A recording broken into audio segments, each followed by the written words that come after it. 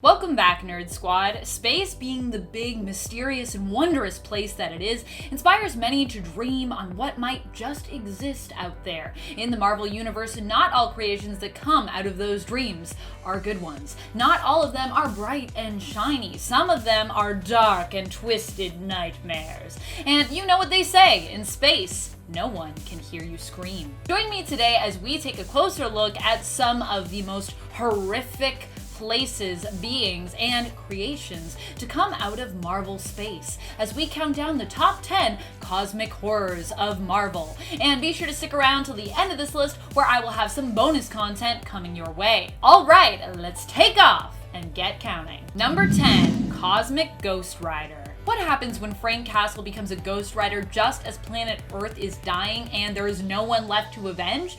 Well, you get the brilliant and insane Cosmic Ghost Rider. This version of Frank Castle ended up teaming up with Galactus originally in order to try and take on Thanos, who threatened the existence of all life at the time as he tried to win the heart of Mistress Death. In the end, no one was left to serve but Thanos, and Cosmic Ghost Rider was driven mad by loneliness and heartbreak and being unable to die. So he eventually ended up joining Thanos anyways. He is as powerful as he is insane at this point and is a frighteningly cheerful version of Frank Castle, especially considering all of the horrors he's witnessed, especially when he was serving Thanos. Did some pretty bad stuff. Number 9, Annihilus. Annihilus is a somewhat lost being who was created in the negative zone on a planet known as Athros. He evolved from life spores that were left there and ended up mutating and growing to be a highly intelligent insectoid-like life form. He has been an enemy and ally to the Fantastic Four, depending on the circumstances, and he also once almost took over Asgard, managing to take on the Asgardian soldiers and even beat Thor. Thankfully, Odin stopped him before he could succeed. Poor Annihilus, I feel like he's so lost in life. Really needs a stronger purpose. Number 8, Iowa the Mungazoth. Hope I'm saying that right.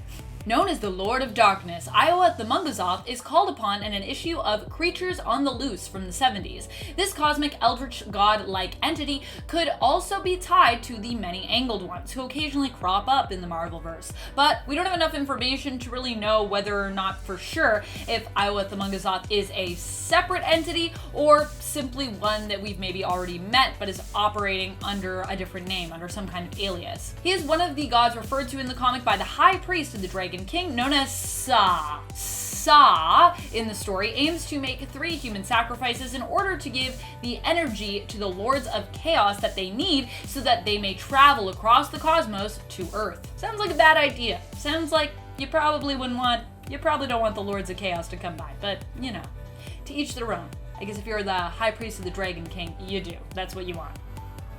I'm not here to judge. Number 7, God Quarry. In 2016's Thanos series, there's a place known as the God Quarry. It is a pit guarded by 3 eternal witches, known as the Coven. The pit is said to reward those who can overcome its challenges by granting them with great power.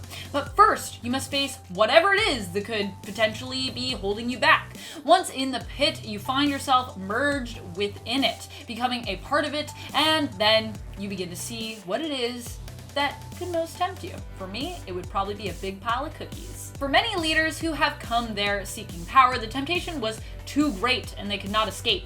Instead, now a part of the pit, they remain trapped for eternity. But hey, with great risk comes great reward. And yeah, Thanos did have to go in that pit. And what happens? You're gonna have to read the series. I don't want to spoil it. Number 6, the Universal Church of Truth. Almost a misnomer, the Universal Church of Truth is not as innocent as it sounds. It is made up of believers from planets throughout the universe who worship the evil being known as Magus. The church invades planets, and if the planet's inhabitants refuse to accept and adopt their faith, they will burn it to the ground, killing anyone who refuses to join them.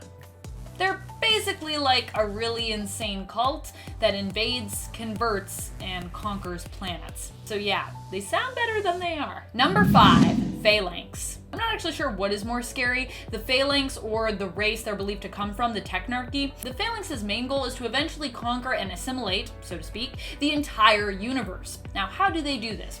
As a technological race, they use a virus known as the techno-organic virus to infect the planets they come across and eventually use it to devour all organic life there and consume all information on the planet.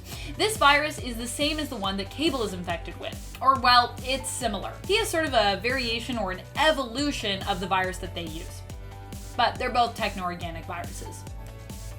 Just not like completely identical. Number 4, Dormammu. An evil cosmic being, Dormammu is one of the most powerful foes in the Marvel Universe. Up until Thanos truly revealed himself, and maybe even after Thanos came to full Infinity Gauntlet power, really, Dormammu was the most powerful foe that we'd seen in the MCU. And odds are good he'll return at some point, given how powerful he is in the Marvelverse in regards to the comics. He's attempted to depose the Celestials, and at one point even tried to take on Eternity. Even if he didn't fare so well, just the idea of taking on Eternity is a big, scary deal. Eternity basically embodies the entirety of Earth 616 and is only surpassed in terms of authority by the Living Tribunal. So yeah, pretty serious business if you're taking on Eternity. That entity, I wouldn't want to mess with it. Number 3, Shimoga Roth. Shimoga Roth is one of the great old ones and many angled ones, basically a Marvel version of an Elder God. Like Dormammu, he is also known as being one of the Lords of Chaos. Although it's been unclear throughout the comic lore to tell if there are truly multiple Lords of Chaos or just one Lord who keeps being renamed throughout, this many angled one is known for being one of the oldest entities in the Marvel Universe. He has returned to Earth many times and set up as a god there, being worshipped even on Earth before the sinking of Atlantis, where he demanded blood sacrifices. Sounds familiar. Sounds like someone else we heard of earlier. Are they the same person? Maybe. I don't know. Number 2, the Brood. These aliens are insectoid beings who reproduce through finding hosts on other planets whom they can implant with their offspring. Great, right? Do we love that? Yeah, basically, you get the picture. It's kind of like Alien, except instead of something bursting out of you, it hatches and then completely takes you over, inside and out. Basically possessing your mind and your body, and then just killing you in the process, so you're really no longer there. The Brood don't just do this to survive, though. They actually enjoy the terror and horror that they cause among other species. They enjoy hurting and frightening others. It doesn't bother them, and to them, it's even pleasant or amusing. Yeah, so scary. Number 1, Cancerverse.